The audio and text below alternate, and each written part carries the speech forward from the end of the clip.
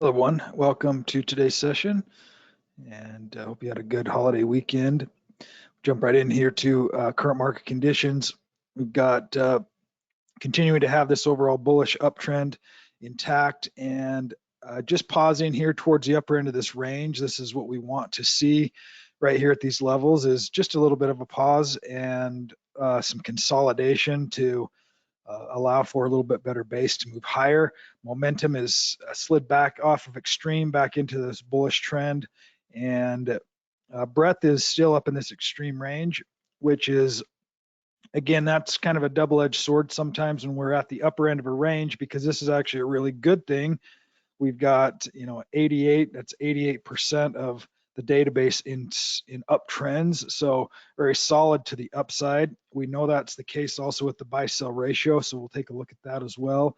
And sentiment is not extreme but pulled back off of some of these really high levels right here. So current market conditions, we know that, again, we're at the upper end of the range, and it's going to be pretty tough for this market to continue to move much higher for much longer without some consolidation right here. So I wouldn't expect much this week, and volume's going to be really light this week.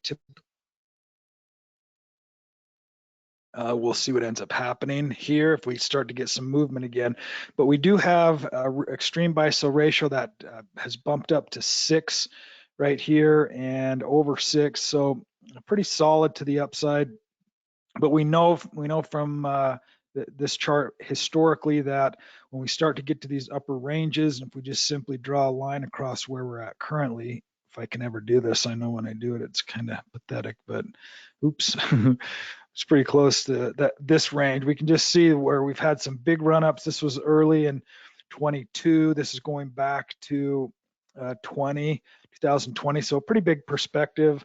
And we have these really, these long bottoms here, and now we're to the upper end of that range. So when that happens, it just simply means it doesn't necessarily mean that the market's going to collapse right here, but it does mean that it just creates a scenario where there's less ability for new demand to come in. It's there. If there is a ton of demand, it can continue to push higher.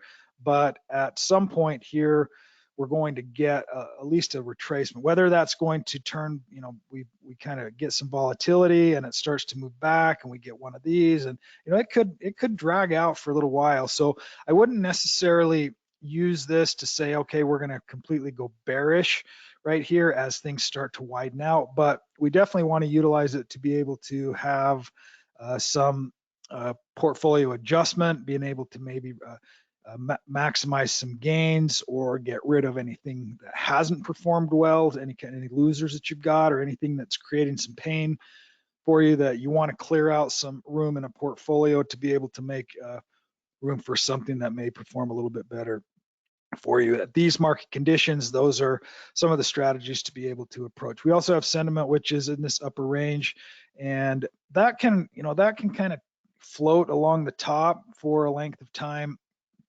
And we've hit this almost hit that upper range. I think we just topped out about 84 on both of those. So it certainly could get one more little push higher and ultimately create a scenario where you get some retracement. The more we kind of drift higher, and we'll look at that SPY chart, the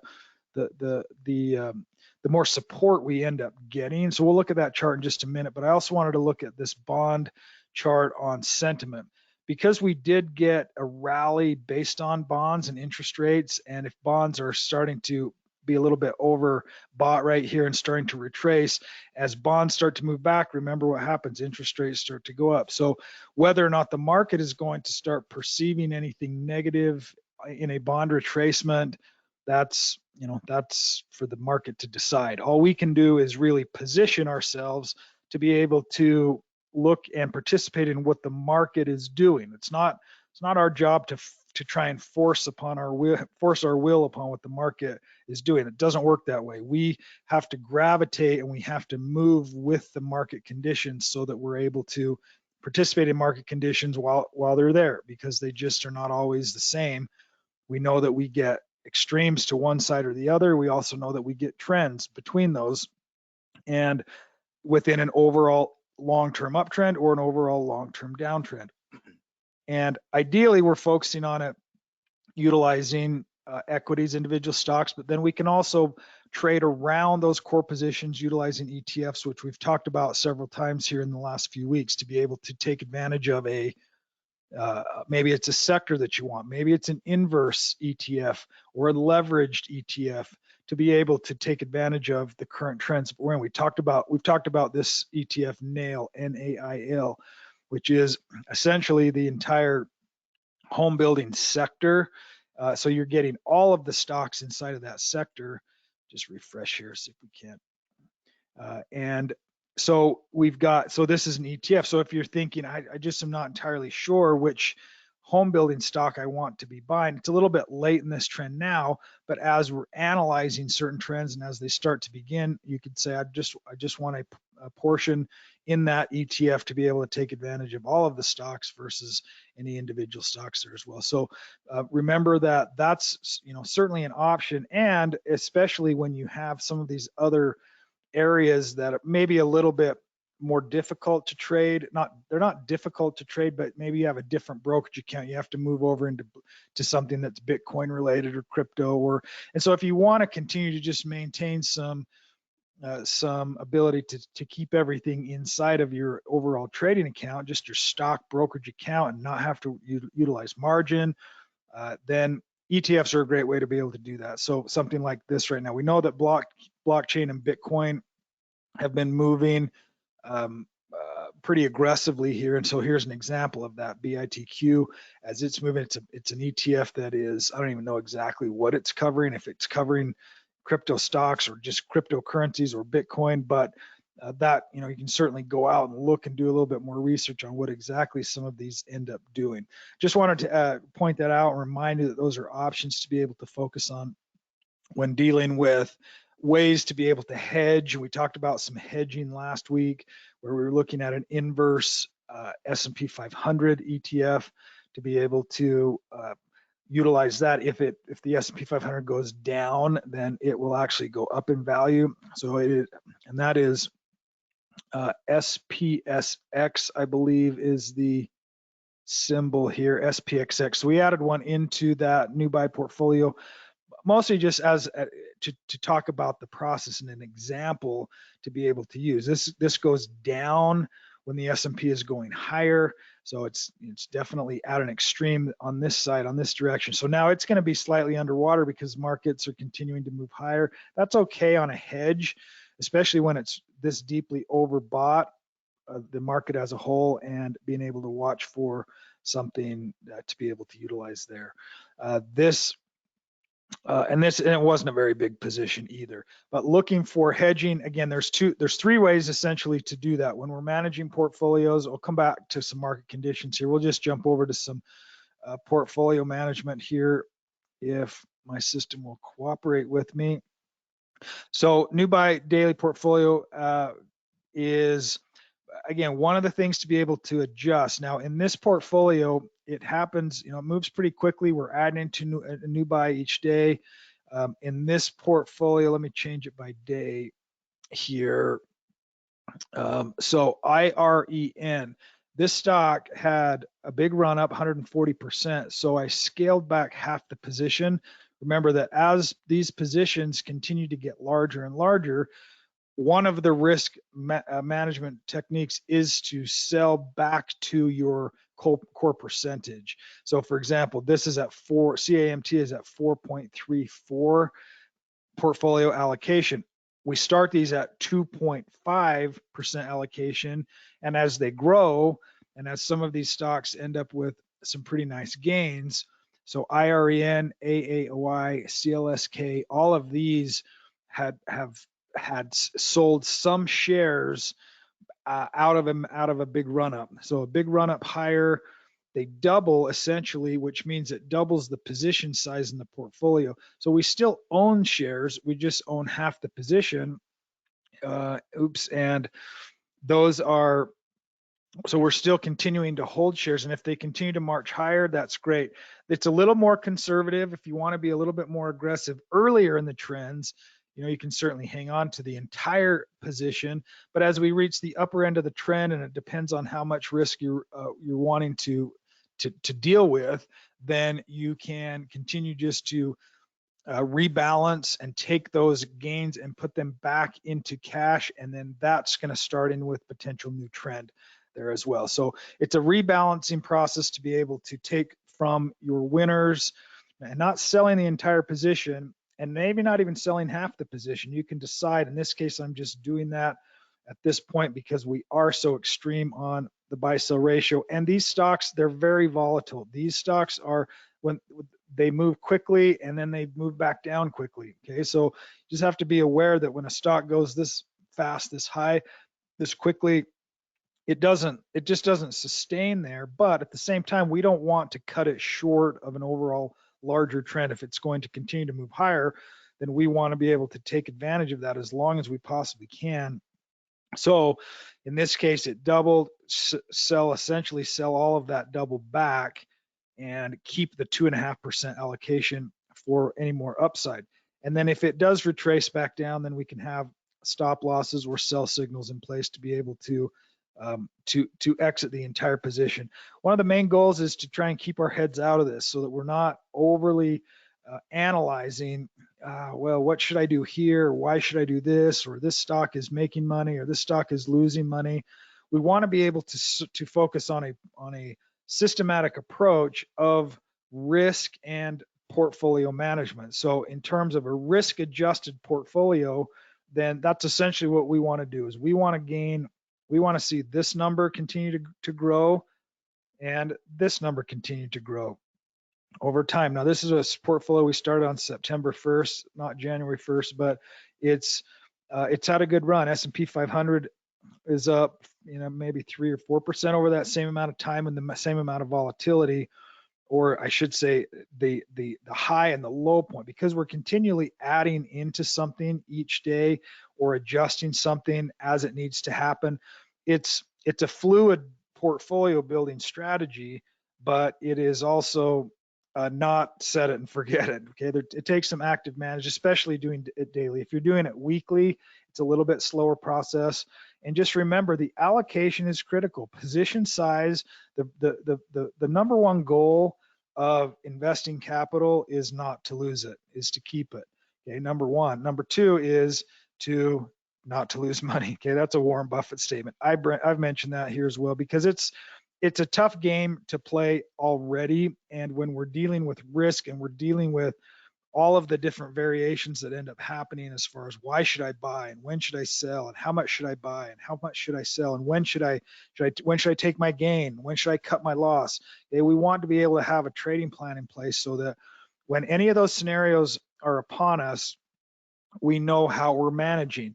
We also want to be able to not have a scenario where we've got one stock that could really blow us up. Okay, so in this case, our biggest holding right now is CAMT. That's 4.34%. It's $5,000 on a $120,000 account. If this stock dropped to zero, chances of that happen are slim to none. But let's say it dropped 50% for some reason, which could happen. 50%, a 50% drawdown is 25. It's again hard to see, but it says 5,235. That is now going to reduce that holding by $2,500 or 2.5%.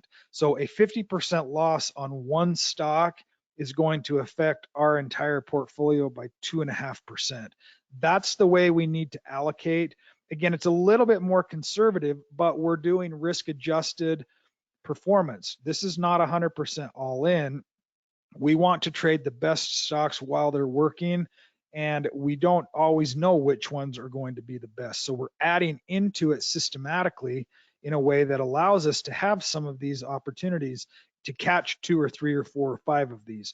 There's going to be that 2 or 3 or 4 or 5 of these big winners. Some of these may not ever slow down. We may have some that move up significantly higher from here, and we'll just keep doing that and keep doing that and keep doing that as long as that uptrend is in place. It's going to eventually pull back. CLSK, this is not a sustainable trend. It eventually is going to pull back. where at some point maybe even pulls back and looks like this. We get a hold, and then we get a downtrend, and then we get a new reversal. Well, we've been able to capture the bulk of that and maybe a retracement back down, and then we get stopped out of the rest, or maybe it pulls back and continues higher and then higher and then higher. Who knows? But I promise at this point, for me, my mind is like, oh my gosh, I got to start selling. Okay. Or, it just feels like we should be selling our winners. We don't want to just sell them just because we have a winner and then hold on to our losers just because we think it might turn into a winner. We want a systematic plan to be able to enter, manage, and exit, whether we have a winner or whether we have a loser. And so this process is what we're focused on primarily in this strategy, in this portfolio. And again, you can manage that. You can approach the portfolio methodology, the money wheel or the muscle wheel strategy with any of the scans or with any of the processes, any of the entries that you utilize, as long as it's using the TradersPro methodology. And then you can do the same thing. I'm going to set an initial stop loss. If for my initial risk capital, I'm going to not necessarily pick a target, because we don't know how high this can go. We don't want to set a target on these, but what we do want to do is we do want to have risk parameters in place.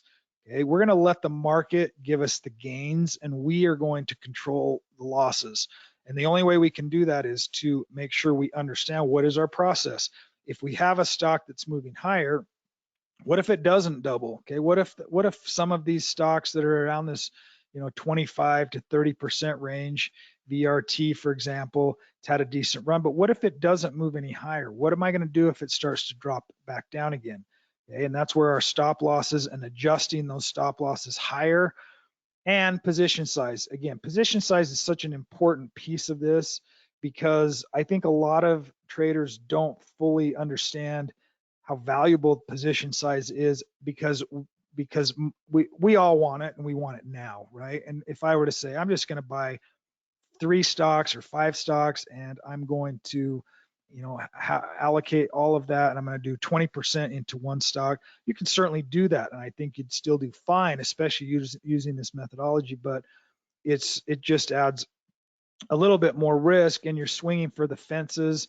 If that's the game, if instead of keep the capital and grow it consistently over time, then those are just they're just slightly different games to play in terms of the overall perspective utilizing risk capital. If I have 100,000, I say I'm going to put 20,000 aside for this strategy. Maybe I put 20,000 aside to do the new buys, but 20% allocation per holding of that 20,000. Then I do another 50,000 that's allocated this way. I don't have to do it all this way, but I've got to determine how am I managing it, and then how am I entering and exiting, and managing the approach.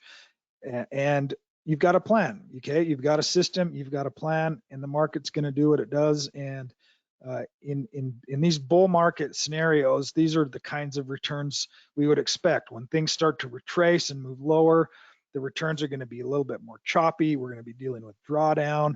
We're going to be dealing with stop outs. So these scenarios that we're in right now, this is not normal for all the time. It's definitely normal for a bullish trend like this, and this has been a big one, but we've had lots of them before, and there'll be lots more in the future. And this method allows us to always be in the leading stocks. We know that these are the stocks that are leading, these muscle stocks. When they roll over to this new buy and they get a new signal and they start to move, it's a stock that has retraced, and it's now given an opportunity for upside. It may be a stock that is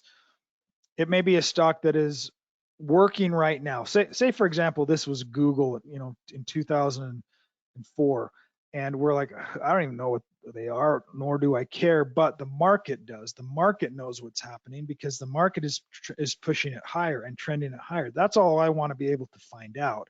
Is it happening on decent volume? In that case, it would be, a little nicer to have some additional volume. But in terms of what we're looking for, we've got stocks that they're just gonna ebb and flow through these cycles. Right now, it's You know, right now we're getting some healthcare and some Bitcoin. These Bitcoin miners are really they're really doing well. MARA, I think we had Riot Blockchain. IREN was another one that that's been moving higher, and that's also in that world. There's Riot Blockchain down here as well. So these are in that upper 99%, but is it going to last forever? No. Something else is going to be the next trend in the next bull market. I apologize for my whatever my connection issue is. That drives me crazy, and it happens across the board. I think it has to do with my Norton antivirus. It just freezes up on everything. So I got to dig into that a little bit here. So I'm kind of going back to the portfolio management because that's really is the key portion. The stocks are going to be, if you're in the right market conditions, and the right market conditions are buy sell ratio greater than 1 and leading stocks, okay? Whether that's using the sectors and you're using the leading stocks from here, we know that the #1 rank is construction. You can then go in and say, oh, residential, commercial, let's focus on those, or heavy construction, or maybe it's mobile homes or wood products, or let's just look at all of them and see what the leading stock is. Maybe I'm choosing my stocks in this bull market to be from this particular category or leading categories, and that's going to serve you well. And these stocks have just been going ballistic, and that is 100% rate driven, where they, you know, all of these leading stocks, it's rate driven, and that is the perception that because rates can now come back down, consumers can buy homes again at lower interest rates and be able to these companies should be able to profit from that. Again, that's the perspective. Whether or not that's the reality, who knows? Who cares? We're able to see what's happening here, and these trends are moving, and they're continuing to move. So this group right now, this is the leading group of this bull market. And again, the next bull market, whatever that is, there'll be a whole different group of stocks. We'll be able to participate in all of those all the time going forward, because that's just what this system's designed to do, is to look for these kind of stocks. And then it's about building out, because one of the questions is, oh man, should I just buy all of these? Sure, why not? If you want to, and that's one of the ways to be able to say, I want to be able to buy into 99 rank and 100 rank stocks that are not extreme. And maybe I want to hold 20 of them at a time.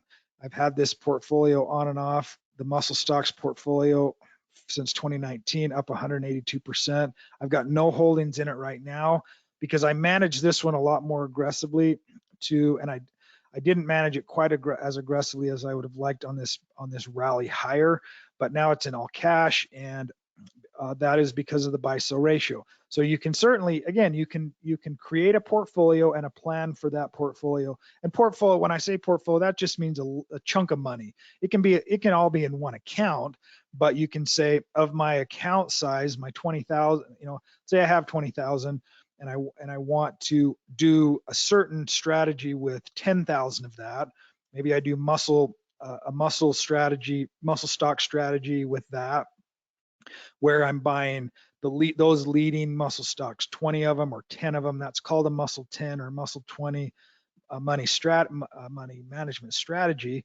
And then you buy those as that buy sell ratio crosses over, you're holding on to those as long as you can still wheel it out. You can still take some gains into that, but instead of, and we kind of do that now with the new buy strategy, but it's just not all at once.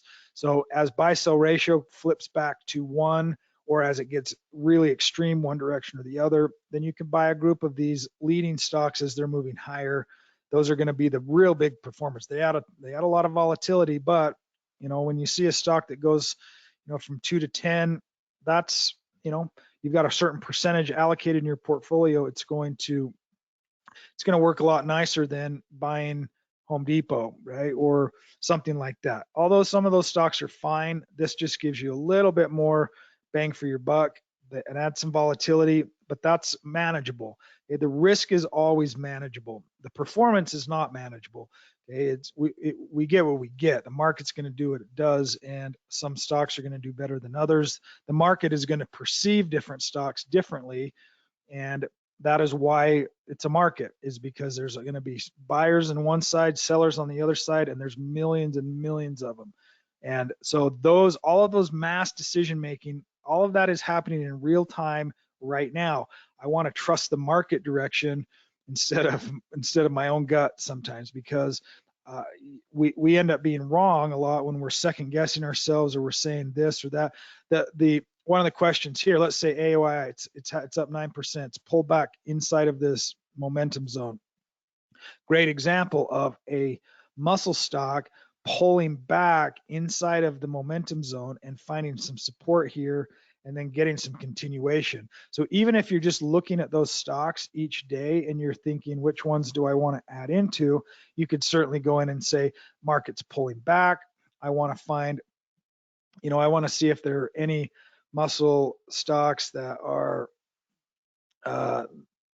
pulling back. Here we go. Let's pull this in and scan through. Carvana, like Carvana right now, CVNA, it's had a big run up. It's pulling back. Let's see if it finds some support right here. If it does start to find some support, this is an opportunity. This is buy that dip. This is that pullback. It was extreme. It was all the way up here. Now it's pulling back. Is it going to stall here, or is it going to stall back down here? And maybe it does, or maybe we start to get a bouncer. I'd keep an eye on a stock like that, because it is now, you've got a lot of momentum and trend moving with that overall stock, and now it just needs some time to find some support again, and that could certainly happen right here at these levels. Let's jump over. I wanted to talk about two other markets here. Well, we looked at bonds. We didn't look at, or did we look at bonds? I don't remember. We talked about bonds on the sentiment report, but now we've got bonds running into resistance. So this is the scenario where we looked at some resistance here across the board. See if bonds hold up, or if they retrace for more upside. They're getting a little bit of a pause, and that's good. That's a good, healthy thing to be happening. We also look at sectors and then go into commodities to look at gold. Gold has been this leading commodity. It's up again yesterday and today, or last week and today, and looks like it's got some momentum building there. Oil is the other one that is trying to build some momentum higher. There's up another 3% today. So you can see oil up into this next zone, working back up into this next range now. So that could be really close to working on a full trend shift, and maybe on a new uptrend. We're getting close here. You can see it was way down here, and now it's just kind of been chugging its way back this direction as it's moving higher. And you can see if we add some of that color back, here was the red, here's the yellow, it's back up, maybe a pullback. A nice pullback here actually for oil might create a nice opportunity for some more momentum higher. We'll see if that happens. I know there's been a lot of discussion about supply issues, and that's ultimately what controls these commodities. Let's look at SPY really quick. I don't think we ever covered that one, and talk about this range. So again, a tight consolidation. This is the high of the time frame, the 1 year time frame. It looks like it's very close to hitting that next one right there, and it's got some room certainly for it to pull back, but it's pulled back. At least it's not extreme. When we get these trends where they move quickly and then they just kind of consolidate for a little bit, they move quickly and then they consolidate and then they rally and they consolidate. Those are great. Those are great uptrends where they, instead of having this massive volatility and selling, I think you've just got a lot of big time money that is not willing to sell quite yet at these levels. We'll see it when it happens, and it'll happen quickly. So again, make sure our risk is covered and our risk is managed, so that if there is a reversal back down again, we're able to weather that. If you're holding something longer term, again, like a 401k plan or IRA money, just adjust your allocation based on what your time frame and your risk tolerance is, because right now it's if you're fully in equities, that's a great place to be. But again, if you're using that money and spending that money and need that money and you can't afford to have a 20 or 30% level of volatility and drawdown, adjust that allocation over into something that's a little bit more suitable for the time frame that you need in terms of needing that cash, and then letting the market take care of the gains, and we will take care of the risk on the portfolio strategy. And again, those three factors are position size, stop loss, and targeting in terms of exit strategies. Whether the exit strategy is with a winner or a loser, we want to have a strategy for all of those scenarios. That'll do it for today's update. I appreciate everyone's time and effort, and we'll see you next time. Thanks a lot. Bye now.